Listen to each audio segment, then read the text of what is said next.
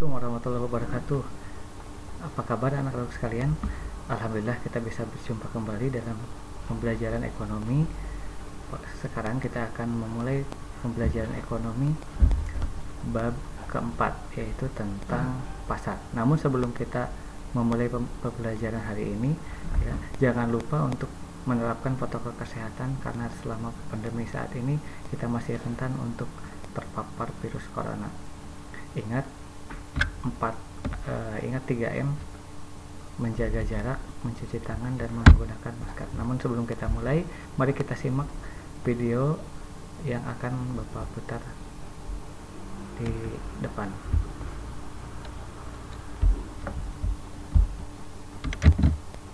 Rabu pagi, meski sejumlah jalan di Surabaya, Jawa Timur mulai tampak lengang, namun pasar tradisional masih terlihat ramai.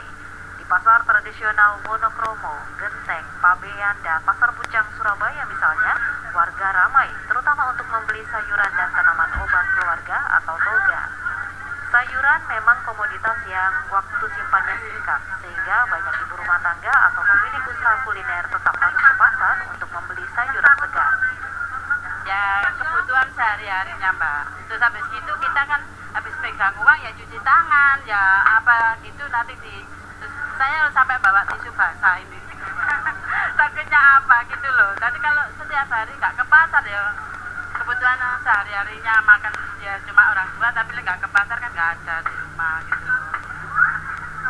Sementara itu, para pedagang pun menyatakan tidak ada perubahan transaksi yang signifikan, terutama komoditas beras sebagai bahan pokok. Kios tetap ramai dikunjungi pembeli. Meski komoditas beras bisa di stok, masih banyak warga yang membeli eceran. Pedagang juga mengingatkan pembeli agar tidak memborong sehingga stok dan harga tetap stabil. Kalau pasar sih masih stabil, cuman ya namanya pelanggan juga kan ada yang jaga-jaga stok, jadi kadang belinya bisa 2 kali lipat dari biasanya, mungkin 1 sak jadi 2 sak.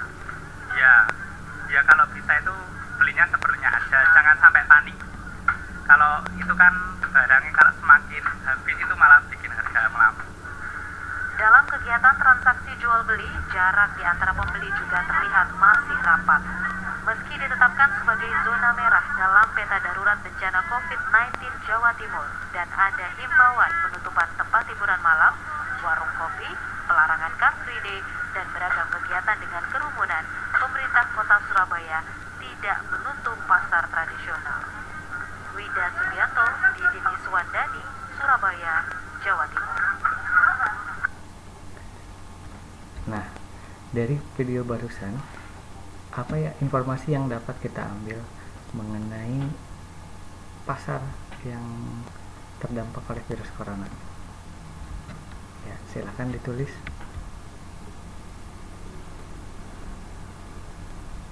Ya, betul. Informasi yang kita dapat yaitu pasar tradisional yang ternyata meskipun terdampak oleh pandemi COVID-19 saat ini, tapi ternyata masih ramai dikunjungi oleh konsumen. Nah, melihat hal seperti itu, ya, bagaimana kita menyikapinya? Ya, kita mestinya harus tetap menggunakan protokol kesehatan yang tadi disampaikan, yaitu 3M, ya, DJCM. Tetap di rumah aja, jaga jarak, cuci tangan, dan pakai masker. Baik, berbicara tentang pasar tradisional, ternyata jenis-jenis pasar itu bukan hanya pasar tradisional saja, ya, dimana jika pasar tradisional itu konsumen dengan produsen melakukan transaksi jual beli secara langsung alias tatap muka, ternyata ada juga pasar yang tidak perlu bertatap muka untuk terjadi transaksi, ya. Contohnya apa? Misalnya pasar online, ya. Untuk lebih lanjut, untuk lebih memahami materi ini, kita lanjut ke slide berikutnya.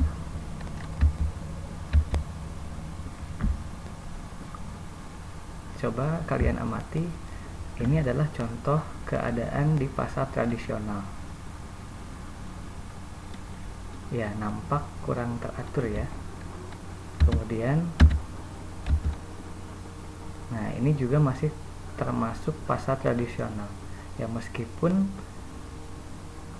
terapung di sungai, namun ini tetap terjadi transaksi ya antara penjual dan pembeli menggunakan perahu ya. Lihat di perahu-perahu yang dibawa oleh para pedagang itu isinya banyak sekali ya, dari bahan makanan pokok, buah-buahan sampai hasil bumi. Nah, itu diperjualbelikan di pasar apung. Nah, pasar apung juga termasuk ke dalam pasar tradisional. Selanjutnya, bandingkan dengan gambar yang ini. Nah, yang kalian amati ini adalah contoh pasar swalayan atau pasar modern.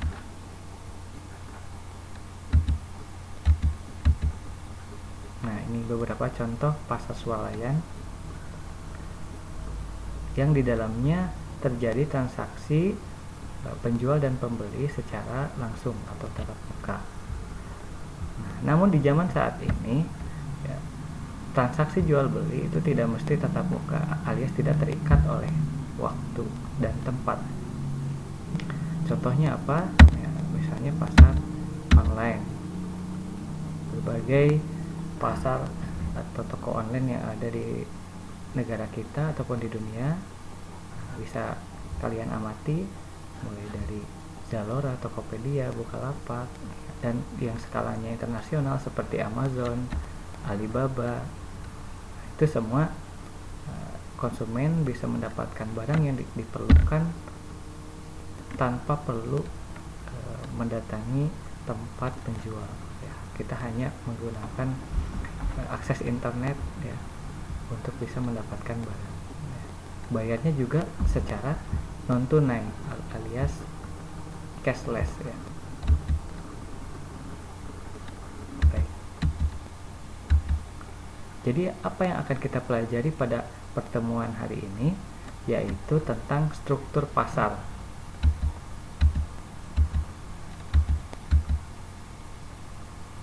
Di mana ada banyak sekali jenis pasar atau bentuk pasar yang masing-masing memiliki karakteristik yang berbeda.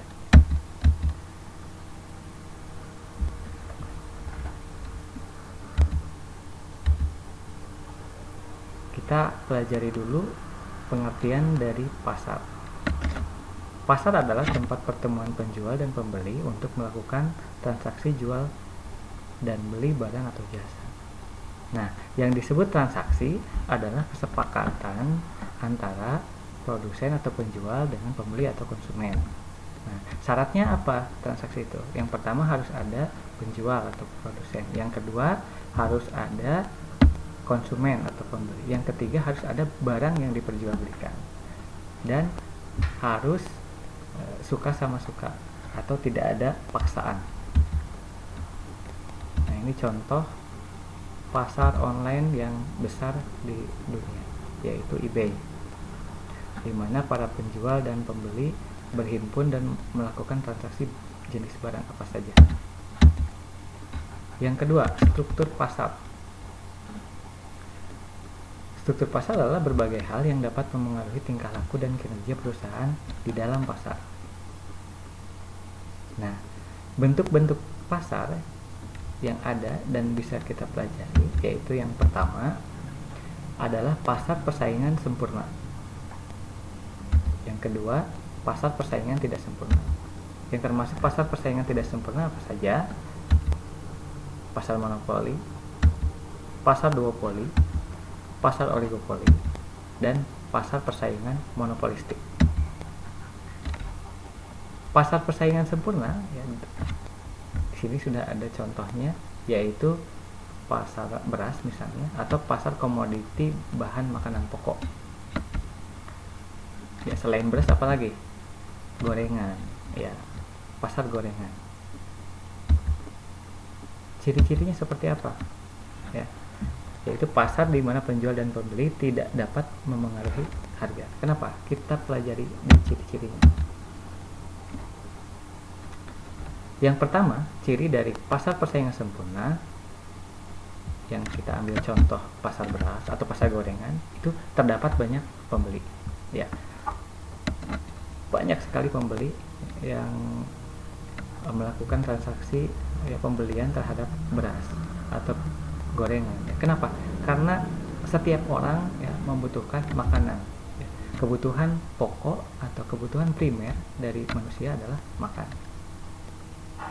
Butuh akan makanan. Yang kedua, terdapat banyak penjual.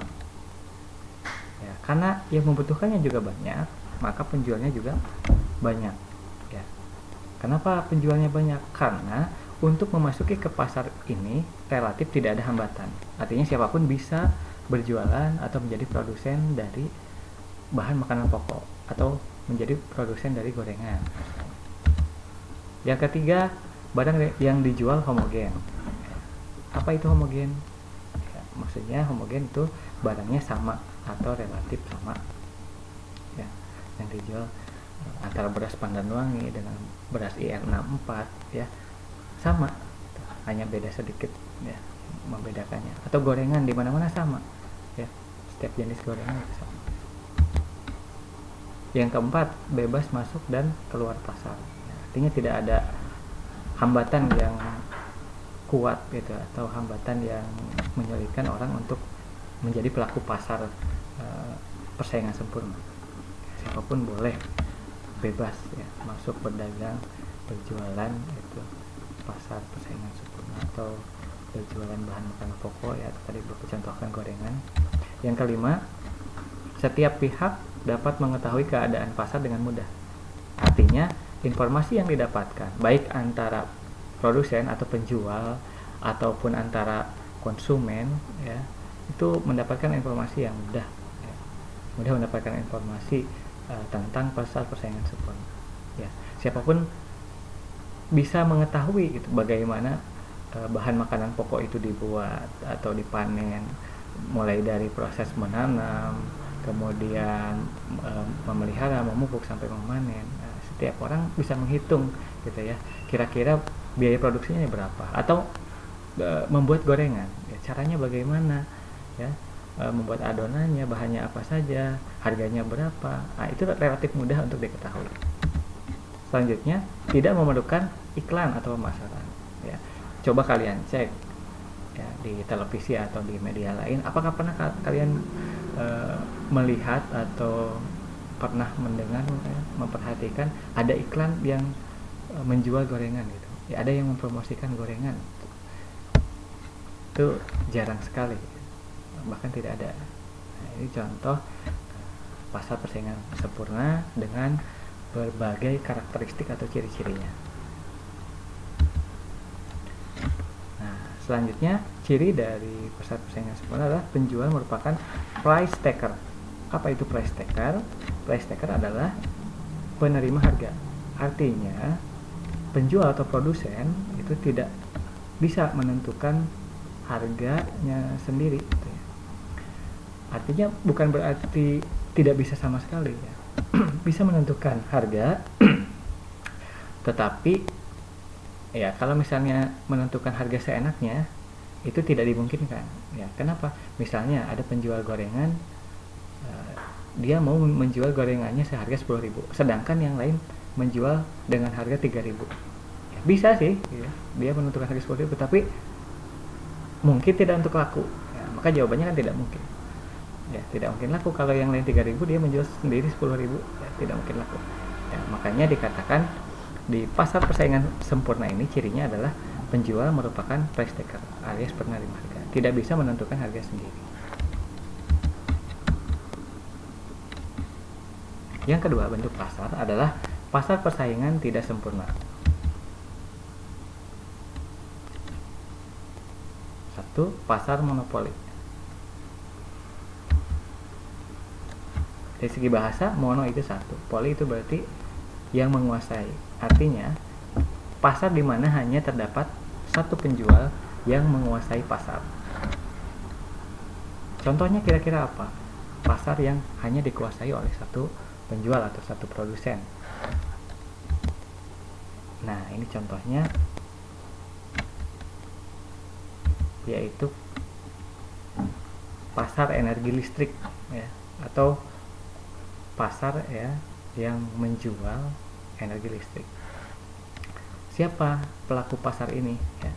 yang hanya ada satu itu, yaitu PT ya, PT Perseroan Terbatas, PT Perusahaan Listrik Negara atau PT PLN ya.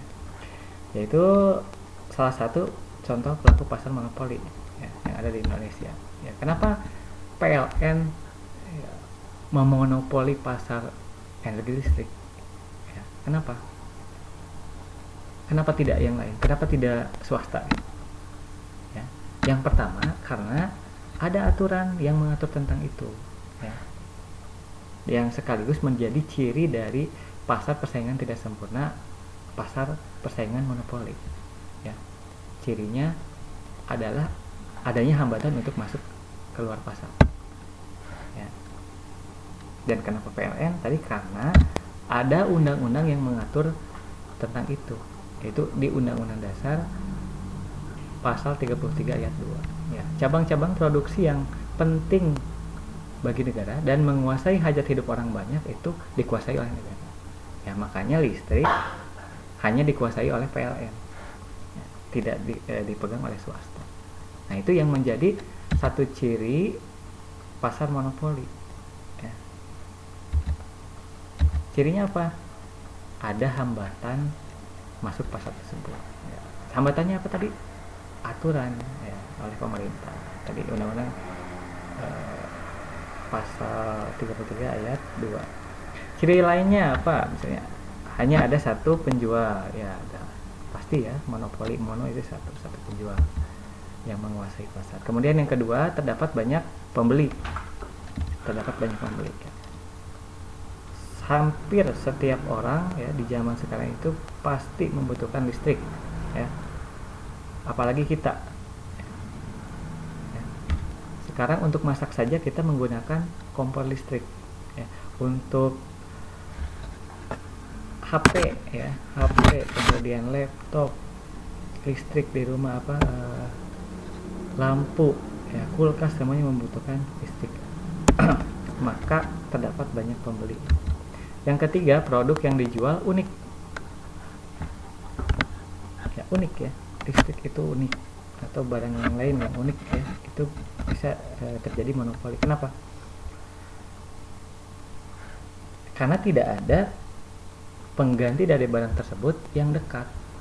Jadi produk pasar monopoli itu tidak memiliki barang atau jasa atau produk pengganti yang dekat. Artinya yang bisa menggantikan peran secara sempurna dari barang tersebut gitu. Tidak ada. Maka dikatakan produk dari pasar monopoli itu unik ya. Tidak mempunyai pengganti yang dekat yang bisa menggantikan secara sempurna ya. Coba sekarang listrik gantinya apa ya? Susah ya. Yang keempat, ada hambatan untuk masuk pasar. Nah, tadi Bapak contohkan itu adanya undang-undang atau aturan dari pemerintah. Yang kelima, penjual merupakan price maker atau penentu harga.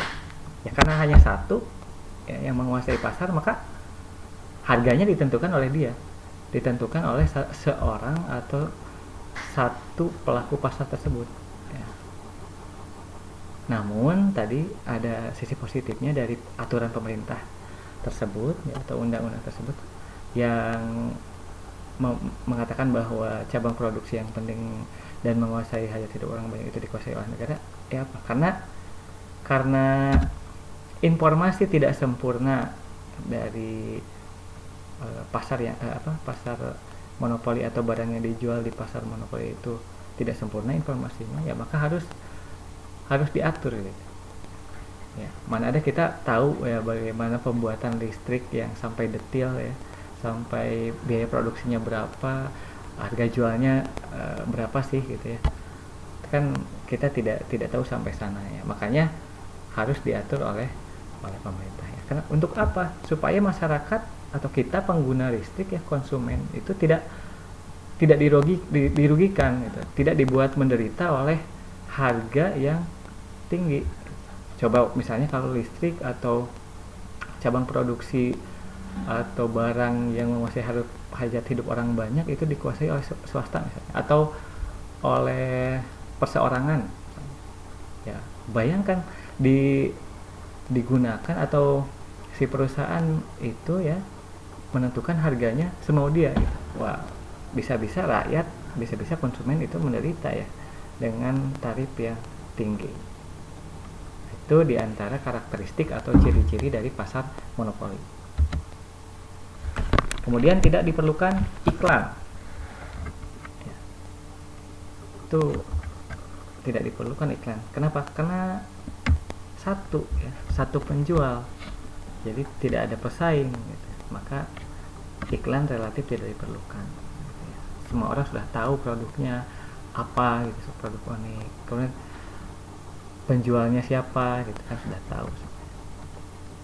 Nah, selain tadi contoh energi listrik, misalnya transportasi kereta itu juga dikuasai oleh satu penjual, misalnya kereta api. Kemudian contoh lain telekomunikasi ya, untuk jaringan telepon ya. Ini di luar apa, kartu seluler ya. Kalau kartu seluler itu masuk ke pasar yang lain ya, bukan pasar monopoli.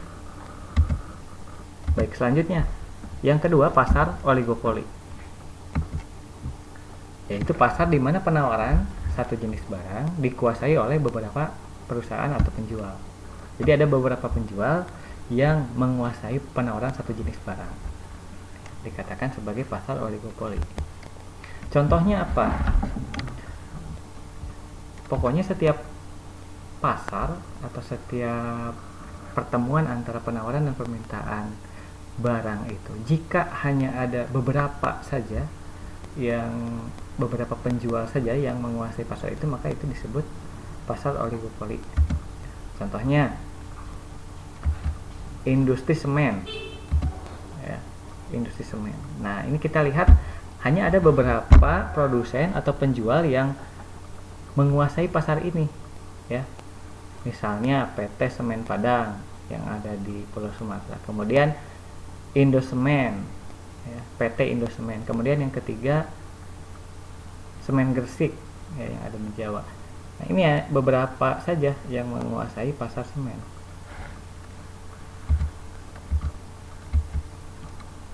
Kemudian pasar seluler, telepon seluler ya, handphone. Itu juga hanya ada segelintir perusahaan saja yang mendominasi atau yang menguasai pasar ini gitu ya. Ciri-cirinya atau karakteristiknya apa saja? Yang pertama, terdapat banyak pembeli di pasar. Artinya konsumennya banyak gitu ya. Konsumennya banyak yang membutuhkan barang itu. Yang kedua, hanya ada beberapa penjual di segelintir saja.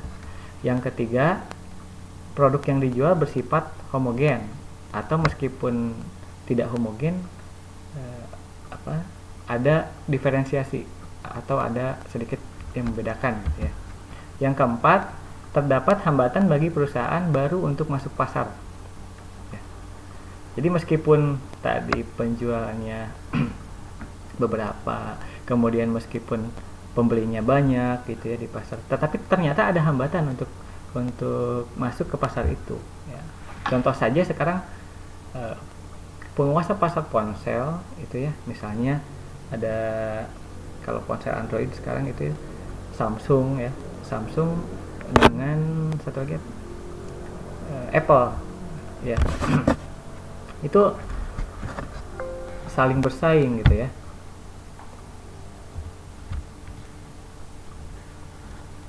Nah, maka perusahaan seperti Nokia atau yang baru gitu ya, untuk masuk ke pasar itu sangat sulit gitu. Meskipun sudah lama masuk, tapi tetap saja ada di bawah nama besar Samsung atau Apple. Kemudian informasinya tidak sempurna ya, tidak sempurna. Nah, sama seperti pasar monopoli ya, informasinya tidak sempurna. Alias kita tidak tahu gitu ya, tidak mengerti sampai detail bagaimana produk tersebut yang dijual di pasar oligopoli itu diciptakan ya.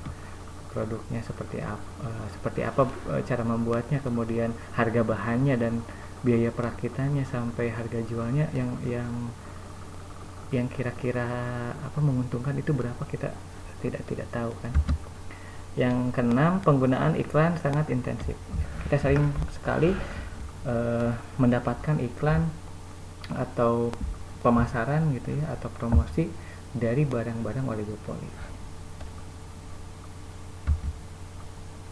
Penjual merupakan price maker. Nah, itu penjual bisa menentukan harga. Gitu ya. Ini contoh lain dari pasar oligopoli. Ya, jelas ya untuk pasar oligopoli. Nah, kita lanjutkan ke pasar monopolistik.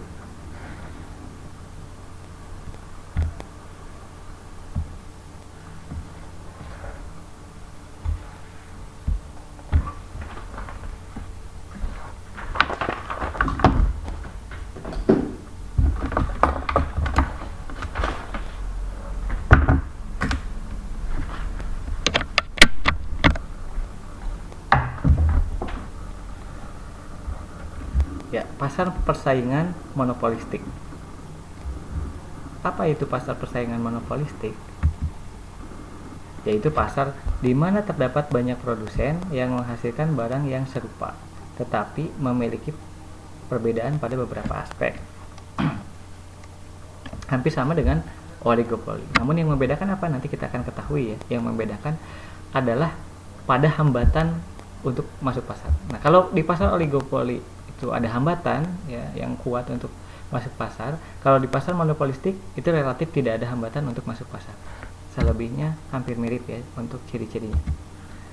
Ciri yang pertama, nah, ini karakteristiknya kita tunda dulu ya. Contohnya dari pasar persaingan monopolistik, nah, ini barangnya hampir serupa ya, mirip-mirip, sangat mirip, tetapi memiliki diferensiasi ya, atau sedikit-sedikit perbedaan. Contohnya apa? Ini contohnya sampo, pasar sampo, produk sampo. Itu ada beberapa jenis ya. Maksudnya diferensiasi itu dalam satu jenis saja bisa berbagai ciri khas gitu ya. Misalnya ada sampo yang dikhususkan untuk mencegah ketombe, ada sampo yang dikhususkan untuk menghitamkan rambut, untuk rambut berkilau atau untuk rambut rontok ya. Ada sampo yang ciri khasnya itu wanginya tahan lama gitu ya. Nah, itu jenis-jenis sampo yang terdiferensiasi ya, atau menggunakan strategi diferensiasi atau pembedaan produk ya, meskipun hampir serupa. Contoh barang yang dijual di pasar persaingan monopolistik. Kemudian contoh lain, misalnya snack atau makanan ringan. Nah, ini juga banyak sekali barang yang hampir serupa tetapi memiliki masing-masing sedikit perbedaan. Ya. Karakteristiknya, yang pertama terdapat banyak produsen atau penjual. Nah, bisa kita cek ya, banyak sekali produsen atau penjual atau perusahaan ya, yang menjual barang-barang di pasar persaingan monopolistik. Tadi sampo, pasta gigi ya, atau alat-alat mandi, itu banyak sekali persaingan di situ. Kemudian yang kedua, jenis barang yang diperdagangkan atau diperjualbelikan itu mirip ya, sangat mirip tapi tidak sama persis. Tadi sudah dicontohkan. Yang ketiga, produsen yang baru mudah masuk pasar gitu ya. Ada produk baru misalnya pasta gigi, yang pemain lama itu Pepsodent, kemudian Formula. Ada yang baru ya, ada produk baru, perusahaan baru menciptakan produk baru misalnya misalnya Zak atau produk lain misalnya ya, banyak sekali dulu. Ada enzim ya, itu tapi memiliki corak masing-masing gitu ya. Misalnya Pepsodent itu untuk gigi kuat, kemudian Zak itu dikhususkan untuk yang giginya ya terdampak oleh rokok atau kebanyakan minum kopi ya. Nah, itu Zak. Kemudian ada yang gigi sensitif misalnya enzim ya. Ternyata diterima oleh konsumen atau diterima oleh pasar ya, diterima pasar, mudah masuk pasar. Nah, itu contoh produk yang dijual di pasar persaingan monopolistik. Yang keempat, tidak ada hambatan masuk keluar pasar. Ya, tadi sudah dijelaskan. Kemudian yang kelima, promosi penjualan sangat penting. Ya, makanya kita seringkali melihat ya, iklan atau promosi ya, baik itu di televisi, di internet ataupun billboard ya, dari produk-produk baru yang masuk pasar atau produk lama yang melakukan diferensiasi terhadap produk lamanya atau melakukan inovasi ya dari produk lamanya. Yang keenam, informasi tidak sempurna. Ya.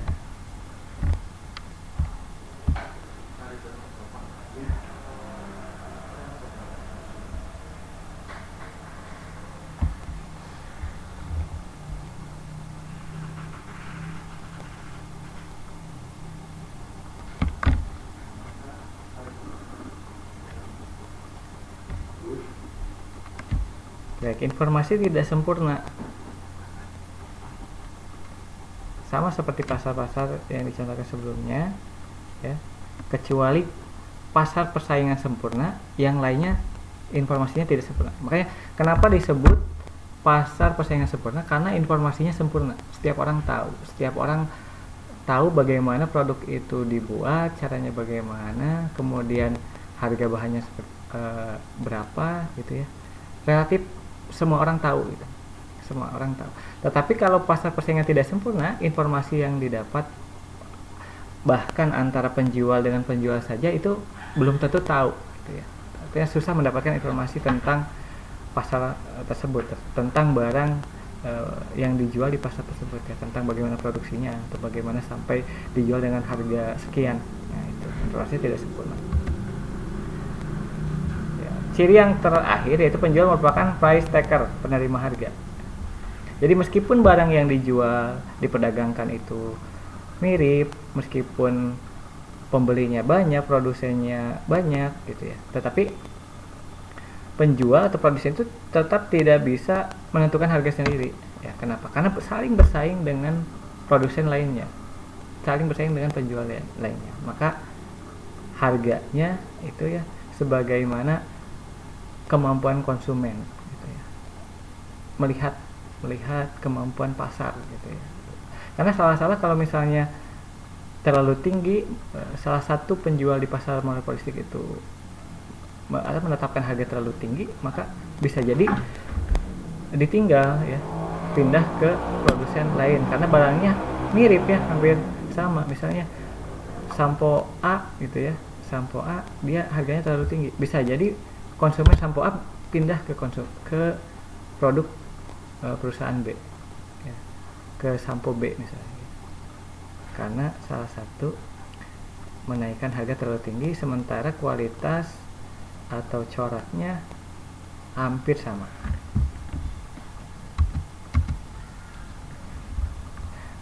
Nah, berdasarkan barang diperdagangkan, pasar dibagi menjadi pasar barang konsumsi. Nah, disebut juga pasar output. Kemudian yang dimaksud pasar barang konsumsi berarti barang yang diperjualbelikan adalah barang konsumsi, artinya bisa langsung digunakan untuk kegiatan konsumsi.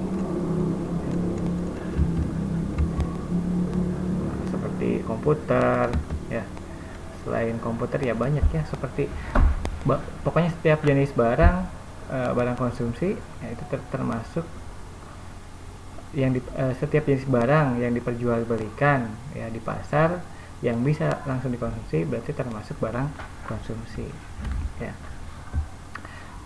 Laptop, komputer, kemudian handphone, dari mobil, sepeda motor ya, beras, itu termasuk barang konsumsi ya. Pasar tersebut yang menjual barang itu termasuk pasar barang konsumsi. Kemudian pasar faktor produksi disebut juga pasar input ya. Faktor produksi disebut juga input ya. Ingat di bahasan sebelumnya faktor produksi itu apa saja? Ada tanah ya, tanah, kemudian ada selain tanah ada apa lagi? Tenaga kerja ya, atau sumber daya manusia.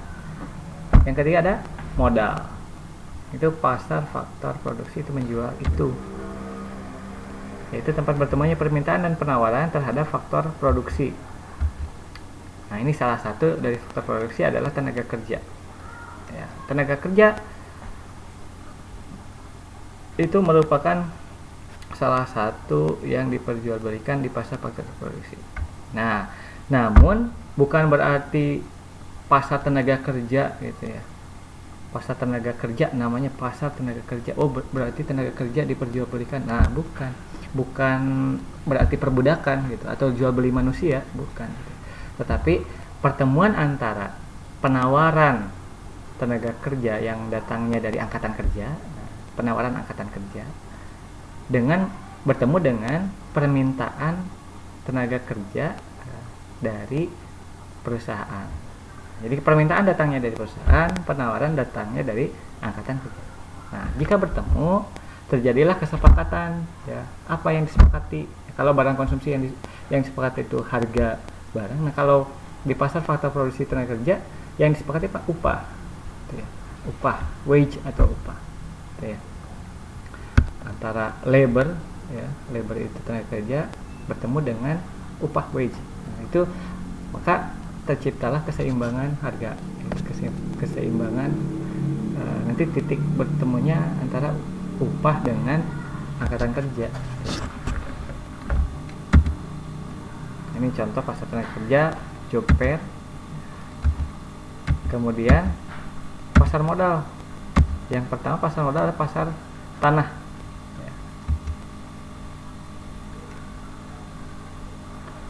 Pasar modal itu tanah, sifatnya terbatas, ya, supply penawaran tanah itu terbatas, sementara demand atau permintaannya tidak terbatas. Supply penawaran tanah, ya, berarti tanahnya tiap tahun itu relatif ya segitu-segitu saja gitu. Sementara permintaan akan tanah itu ya setiap tahun relatif banyak bertambahnya gitu ya. Nah, kalau kita gambarkan dalam kurva, nah, sini ada kurva P itu menunjukkan price ya, harga, dan ada titik 0, kemudian ada Q ya, Q di situ quantity ya, jumlah. Maka tanah itu ya gambarnya seperti ini, kurvanya seperti ini ya. Garisnya lurus ya, supply penawaran tanah itu lurus, artinya relatif tetap tiap tahun itu ya. Nah, misalnya contoh nih, kita notasikan jumlah tanah yang ditawarkan itu Q bintang pada tingkat harga 1. Nah, ini permintaannya D1 atau demand, kurva permintaan 1. Maka akan terjadi kenaikan harga dan kenaikan kurva. Kenapa? Nah, ini contoh. Nah, karena tadi jumlah penawaran tanahnya tetap, sementara permintaannya meningkat, ya maka harganya juga meningkat.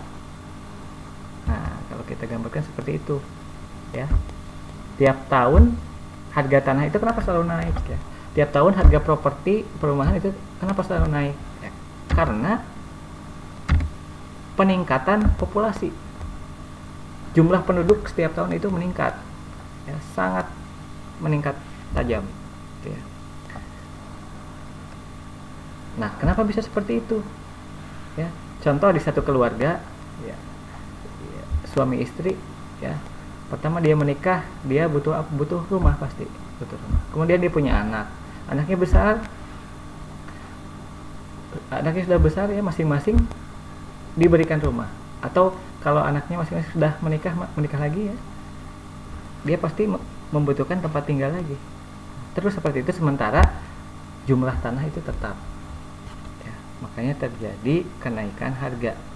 Makanya setiap tahun ya, hampir setiap tahun itu harga tanah atau rumah itu naik. Itu ya, bisa dipahami ya. Nah, yang kedua pasar modal atau pasar uang atau investasi. Nah, Contohnya apa? Bursa Efek Indonesia. Ya, itu adalah tempat di mana bertemunya penawaran ya, dan permintaan antara instrumen-instrumen pasar modal. Apa saja instrumen pasar modal? Ya, yang pertama saham, kemudian obligasi, dan mata uang atau valuta asing. Itu pasar modal.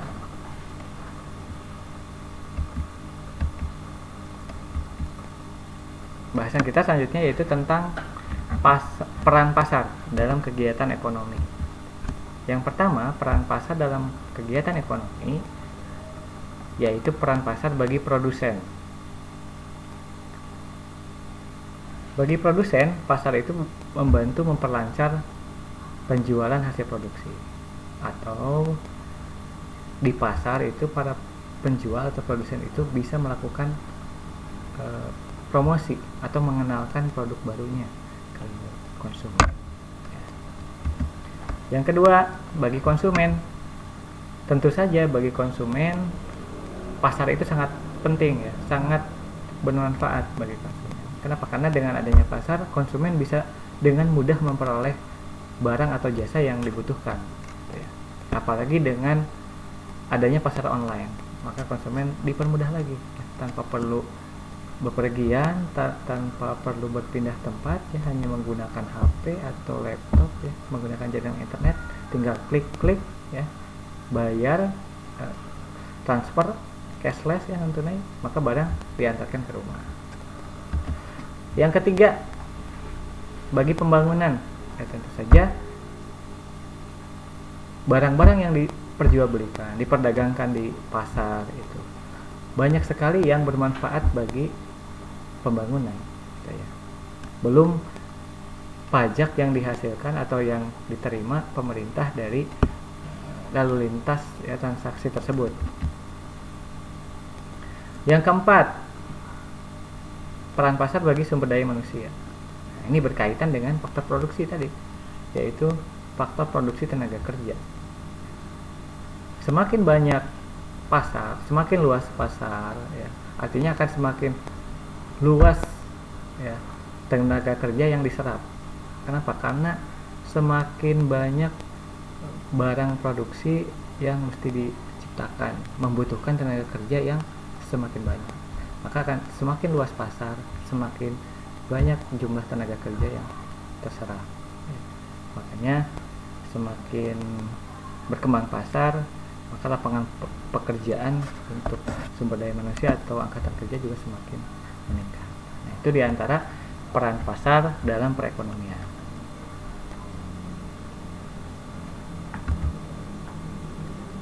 Baik, teman-teman sekalian, begitulah materi tentang pasar, ya, struktur pasar, ciri-cirinya atau karakteristiknya, ya, mulai dari pasar persaingan sempurna, pasar persaingan tidak sempurna, pasar monopoli, duopoli, oligopoli, dan persaingan monopolistik ya. Mudah-mudahan bisa dipahami. Kita bertemu lagi pada materi selanjutnya. Assalamualaikum warahmatullahi wabarakatuh.